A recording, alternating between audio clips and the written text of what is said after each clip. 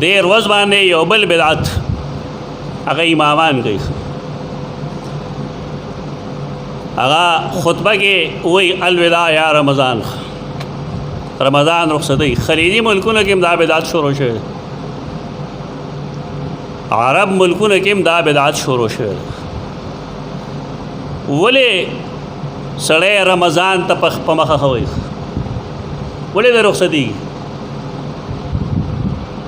خیال د دې دی چې موږ رمضان پسې خپیو؟ زما په خیال حقیقت پر دې خلافي.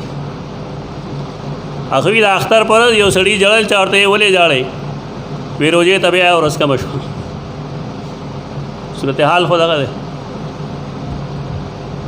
رمضان زمونږ په ژوند کې څومره فرق راوسته. مولانا عبدالحی لکھنوی هم دې رسائل کې دې باب کې لیکي چې کئی دا خلق دا کار او دی خیال لای چې مونږ خپیو. دی وی حدیث نه استدلال کړی مسلمان د پاره دوه خوشاله دي.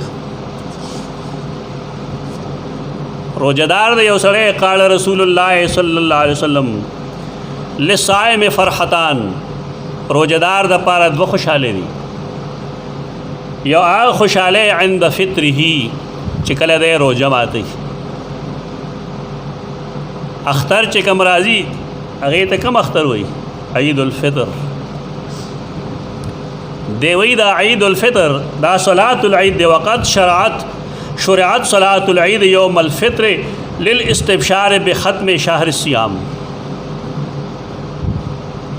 روزه پسې دا اختر ولې یخره د دې لپاره چې مسلمانان خوشاله شي. دی وی چې خپایم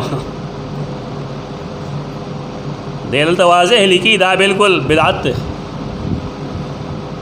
دې میاشت ته الوداع مو وایه که ژوندو دنیا چې کوم دی دا په امید خوړلی شي. ژوندو الله یې ټول عمر ورکړي چې بل کال بیا روزي ونیسي، بل کال بیا روزي ونیسي.